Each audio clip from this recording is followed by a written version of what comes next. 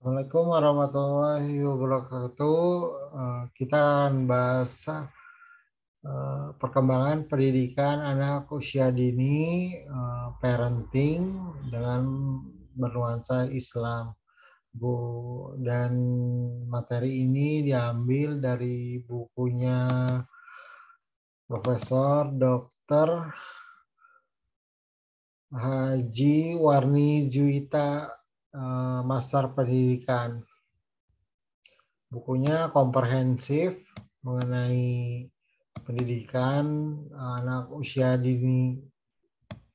Jadi dia mengambil dari Harlock, Montessori, dan Santrop tentang perkembangan anak usia dini yang digabung dengan hasil spiritual dari Quran dan hadis tentunya, psikospiritual dan psikososial. Seberapa penting sih pendidikan untuk anak usia dini? Anak-anak ibarat pelangi, warna mereka berbeda-beda membuat suasana rumah menjadi begitu indah. Pendidikan pengasuhan akan mencetak mereka dengan cetakan yang berbeda. Jadi anak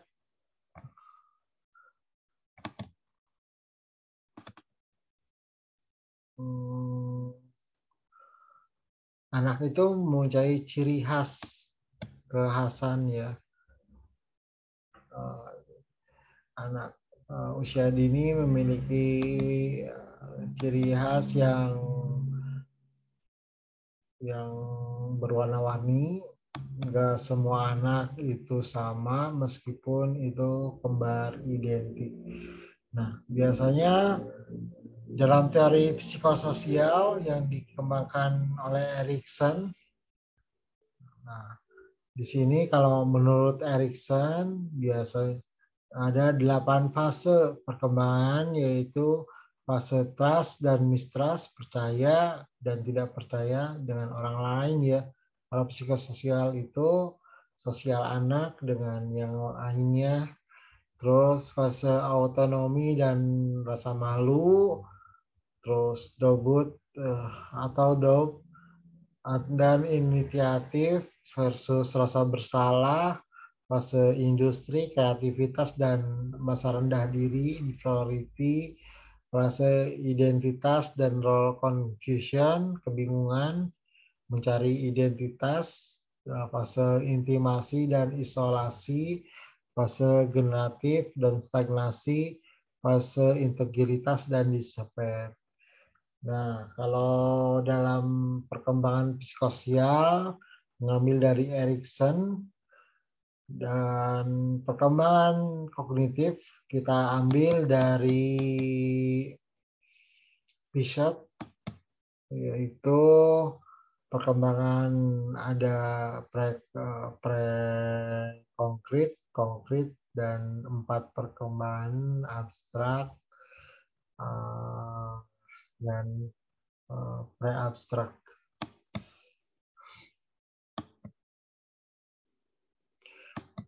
Jadi untuk perkembangan anak usia dini nanti berhubungan dengan sumber daya manusia, SDM, sumber daya manusia yang berkualitas, yang kuat, karena anak dididik dari usia dini mengeksplorasi dirinya gitu kan. Kita sebagai guru atau sebagai orang tua hanya membimbingnya, karena anak akan mengeksplorasi lingkungan.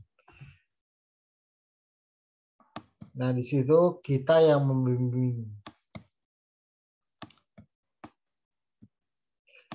Anak masa keemasan itu di usia 0 tahun sampai 6 tahun. Itu usia keemasan di mana perkembangan saraf neuron berkembang pesat. di otak. Jadi sarafnya pertumbuhannya cepat, makanya harus ada nutrisi D, DA, AH, nutrisi AD, nutrisi DHA, nutrisi omega 3, protein, dan vitamin, mineral untuk menghasilkan perkembangan yang maksimal. Jadi anak itu imajinatif, pandai meniru, role playing, atau kalau dalam permainan kita permainan BP ya, Barbie yang boneka laki-lakinya robot dan lain-lain. Nah, di sini ada apa sih yang harus dikembangkan pada masa anak usia dini, yaitu seperti anak perkembangan fisik ke arah koordinasi motorik halus dan kasar, yaitu kecerdasan, daya pikir, cipta kecerdasan, emosi, kecerdasan spiritual, dan sosio-emosional. Sikap pertumbuhan anak di usia dini harus disesuaikan dengan tahap-tahap perkembangan di usia dini. Kalau misalkan koordinasi motorik halus dan motorik kasar itu mengalami hambatan, maka nanti ketika dewasa dia akan menjadi regres atau menurun. Nanti masa dewasanya tidak terpenuhi, kadang-kadang jadi balas dendam gitu kan. Seperti ketika dewasanya sudah mampu membeli apa saja, dia membeli kayak boneka, spirit doll atau lain-lain. Itu yang membuat apa sih gejala degenerasi mengenai perkembangan anak, perkembangan psikologis anak. Tadi udah dijelaskan, pendidikan usia dini itu penting untuk kualitas sumber daya manusia saat dewasanya nanti. Jadi anak-anak nanti dewasanya ditentukan dia ceria atau pemurung, atau dia rendah diri atau percaya diri, itu ketika masa anak-anaknya. Dia bisa bersosialisasi atau tidak, dia bisa menjadi pemurung karena mengalami trauma-trauma atau tidak. Nah, di sini untuk perkembangan usia dini sangat penting bagi kehidupan selanjutnya. Nah, dalam pendidikan itu sering kita melabel anak-anak ini pintar karena penyerapannya dalam belajar secara formal lebih cepat dari anak yang lainnya. Padahal tidak ada anak pintar atau anak bodoh, karena label hanya membuat anak menjadi inferior atau mengalami ketidakpercayaan diri dan trauma. Nanti kedepannya akan merasa kaku, tidak berani mengambil keputusan, dan lain-lain. Nah, itu yang membuat perkembangan selanjutnya. Nah, di sini ada Al-Quran, ayat Al-Quran yang berpesan dari surat An-Nisya ayat 9. Hendaklah mereka takut kepada Allah jika meninggalkan generasi yang lemah di belakang mereka, yang khawatir terhadap kesejahteraannya. Karena itu hendaklah mereka bertakwa kepada Allah dan menciptakan perkataan yang baik. Nah, dari perkataan tadi kayak melabel itu anak bodoh, anak tidak pintar, anak tidak cerdas, itu membuat anak menjadi berontak, bisa menjadi inferior beneran gitu karena label kita melalui bahasa, melalui ucapan. Yang pertama, ayat tersebut mengisyaratkan pada setiap orang tua atau orang dewasa lainnya jangan sampai meninggalkan anak dan atau menjadi agar anak tidak menjadi generasi yang lemah seperti lemah iman, lemah intelektual, lemah kemanusiaan dan lemah fisik. Pendidikan anak harus ada keseimbangan antara dimensi fisik, dimensi kemanusiaan, humanity, dimensi ruh secara utuh. Mereka diperlakukan kajian-kajian baik konsep maupun antara praksis operasional. Tujuannya dalam persepsi Al-Quran dan Al-Hadis, pesan-pesan luhur digari darinya diharapkan mampu menjadi landasan teologi, solusi alternatif bagi problematika pendidikan anak di usia dini.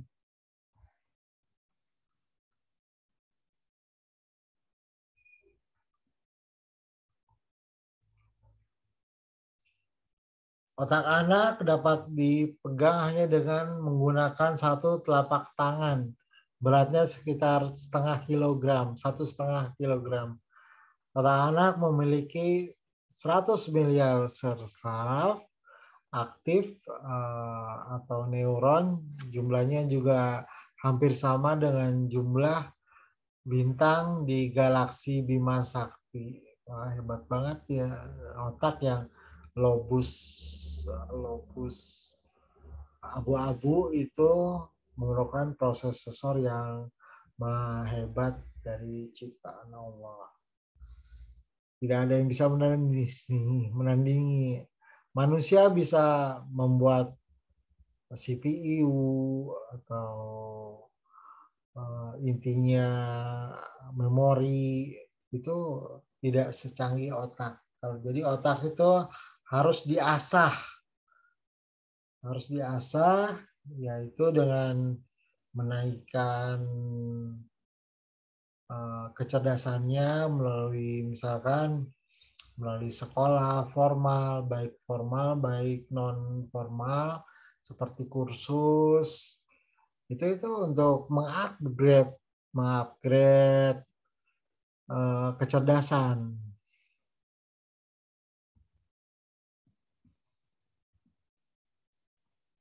Nah, di sini ada pembentukan sinap lahir 3 tahun, banyak dan cepat.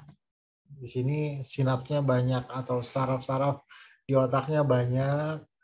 Usia 3 sampai 8 tahun, kepadatan sinap 2 kali lipat orang dewasa.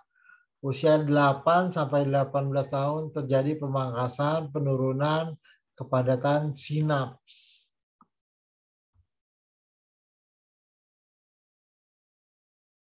Nah, faktual.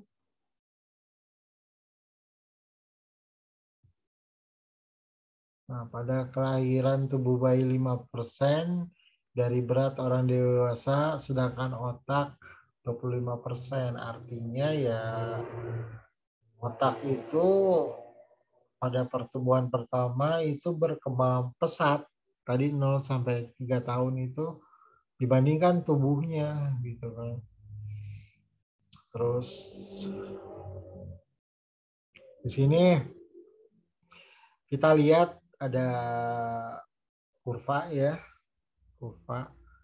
Di sini antara 0 sampai -3 artinya 3 bulan per 3 bulan itu dengan fungsi kognitif lebih tinggi sudah mulai berpikir. Jadi dalam perut prenatal itu sudah mulai berpikir, terus ada penglihatan pendengaran di usia -1 dan setelah lahir ini baru berkembang pesat antara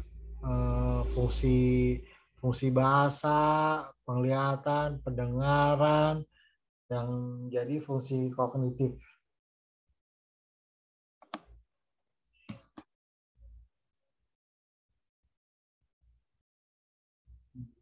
Dan di sini ada belahan-belahan otak. Belahan otak, otak kanan, otak kiri. Otak kanan itu intuitif, kreativitas. Otak kiri logis, terus kaku, konkret istilahnya. Di sini ada nilai yang membentuk karakter Muhammad kecil, Rasulullah SAW, berperilaku kasih sayang dan lembut. Beliau mulai diterima di lingkungan inti, yakni kedua orang tua meluas dari luar keluarga inti. Nah, pendidikan pralahir, beliau diterima dengan penuh sukacita dengan ibundanya Aminah, ya kan? Keluarga terutama dari sang kakek Abdul Muthalib, sehingga gembira menyambut kelahiran cucu yang meninggalkan Ka'bah di rumah Siti Aminah menyambut kelahiran cucu tersebut. Kasih sayang Siti Halimah sebagai ibu susuan, lalu kembali ke ibunya hingga wafat. Kemudian kasih sayang kelembutannya itu menjadi lengkap pada usia 8 tahun. Jadi usia 0 sampai 8 tahun itu harus full kasih sayangnya. Jadi dia itu afektifnya itu berkembang pesat, merasa, nah di situ bahasa yang baik, menggunakan bahasa yang positif gitu kan, bahasa yang halus. Nah,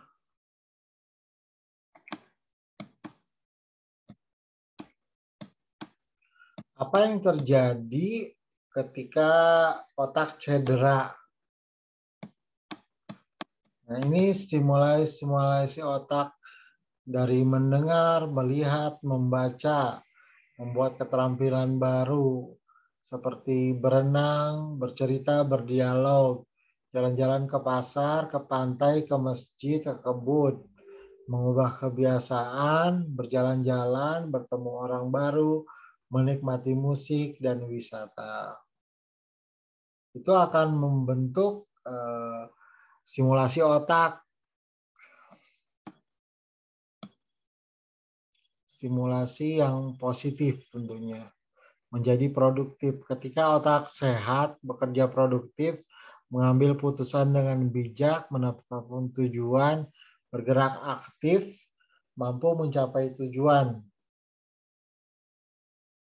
Nah, menurut Muslim, ahli neurologi bedah otak, otak yang sehat ya akan berperilaku dengan melakukan pilihan-pilihan yang mendatangkan kebaikan pada dirinya atau pada orang lain.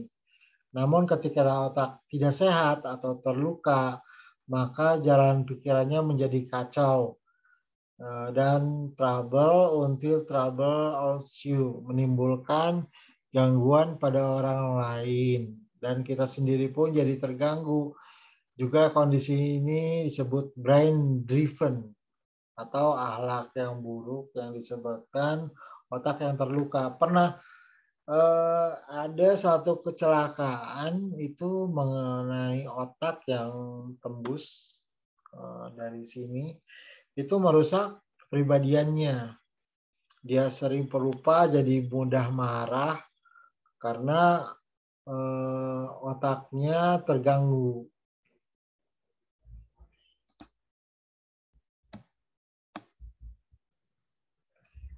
Nah, di sini ada perkembangan anak. Kenapa sih perkembangan di usia dini begitu penting sekali? Ya, selain tadi selain tadi untuk SDM, sumber daya manusia yang kuat, jadi pembentukan karakter itu harus dari dini gitu kan. Karakter, berbudi pekerti, bermoral, berhumanis, prososial, senang membantu, itu dari sejak dini. Anak mendapatkan pujian atau reward itu udah bagus. Kalau anak melakukan sesuatu yang baik, kita ada reward atau pujian.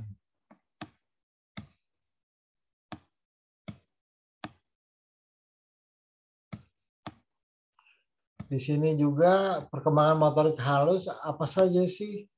Nah, perkembangan motorik kasar dan halus. Nah, fisik bertujuan mengontrol gerakan kasar yang sadar untuk keseimbangan serta mampu mengontrol gerakan halus. Perkembangan fisik motorik adalah merupakan gerakan yang mungkin dilakukan oleh sel tubuh. Perkembangan motorik diartikan sebagai perkembangan unsur kematangan, pengendalian gerak tubuh. Perkembangan sebut sebagai kaitannya dengan perkembangan pusat motorik otak. Sebagaimana yang dikatakan Harlock, perkembangan motorik adalah perkembangan gerakan jasmania melalui kegiatan pusat saraf dan otot koordinasi. Perkembangan motorik pada anak diperlihatkan dengan pertambahan jumlah tulang yang berulang, proporsi tinggi, dan perkembangan motorik menurut Bruce meliputi perkembangan otot kasar atau gross muscle, otot kasar, perkembangan otot-otot halus, fine muscle, otot kasar atau otot besar ialah otot badan yang tersusun oleh otot lurik. Itu ada kalau misalkan di dalam pelajaran biologi ada yang disebut otot lurik.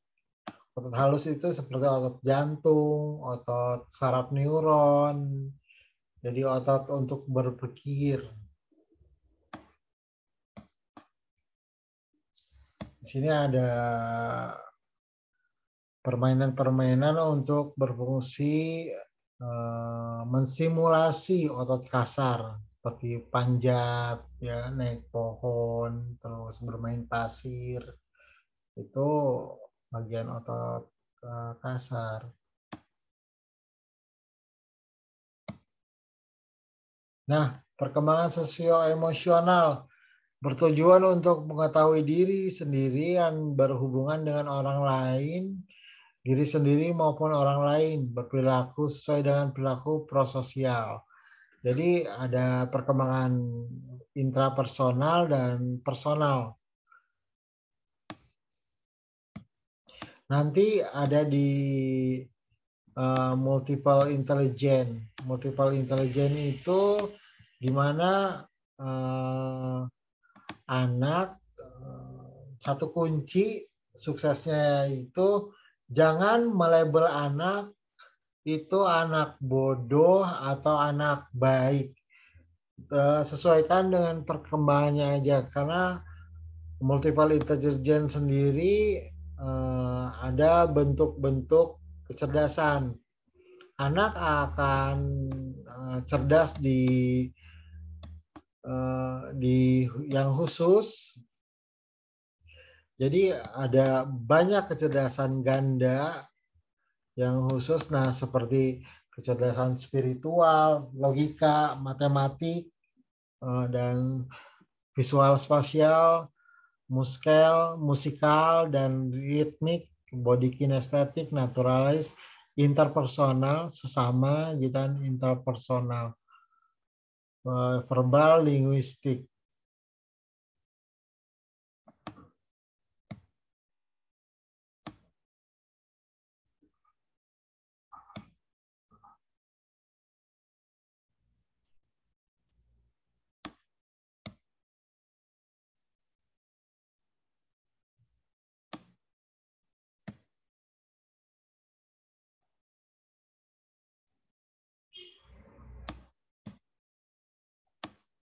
Nah, oke, mungkin tentang kecerdasan Nah, tentang kecerdasan itu sendiri. Jadi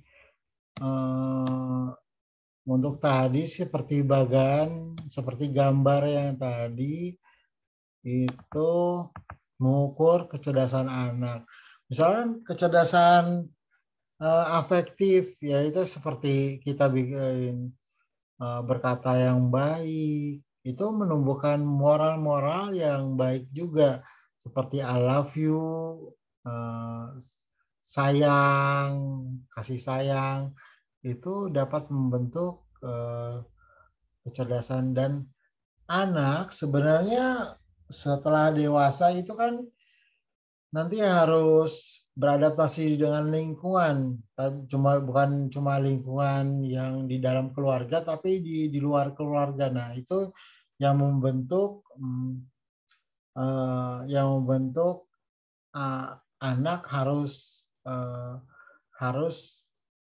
sesuai cara pembelajarannya. Jadi jangan menggunakan label-label negatif agar ia percaya diri dalam berinteraksi sosial dengan lingkungannya.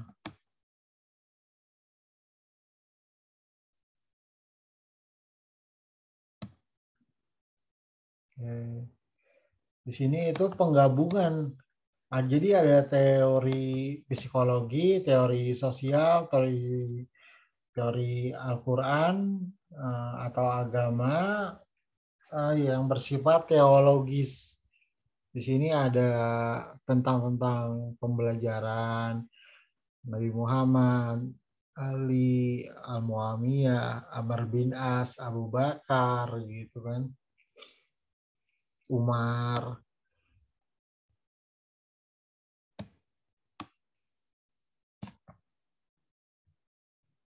Bagaimana Islam memperlakukan anak usia dini. Jadi tugasnya seorang bapak atau laki-laki yang nanti itu dalam surat An-Nisa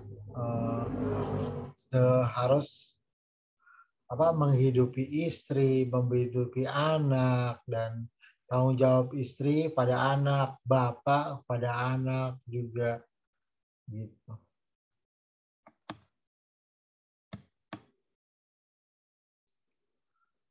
Mungkin Islam itu dalam berbicara masalah perkembangan anak usia dini melakukan proses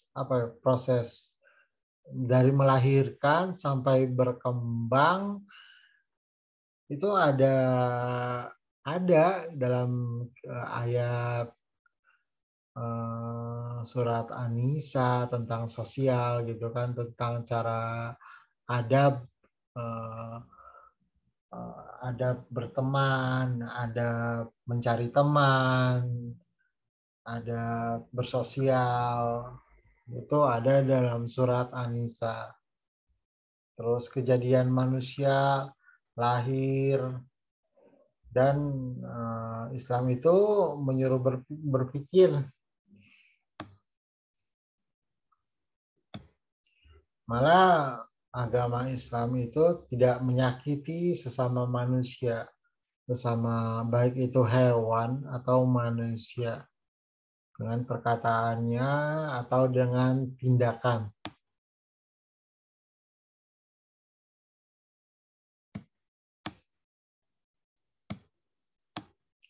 Oke, mungkin ini bukunya sampai 297 halaman. Kita bahas seperti itu dulu, bahwa perkembangan anak usia dini sangat penting di usia 0 sampai 6 tahun, dan karakter yang paling banyak itu di keluarga inti, dan di sekolah hanya beberapa jam. Jadi perlunya proses pengertian atau saling mendukung, terintegrasi antara guru dan murid dan orang tua. Jadi perlu kelekatan yang bulat dan kohesif. Baik, sekian dulu bedah buku tentang parenting dalam prophetic Islam pada anak usia dini. Kurang lebihnya mohon maaf. Wallahualam bishawab. Assalamualaikum warahmatullahi wabarakatuh.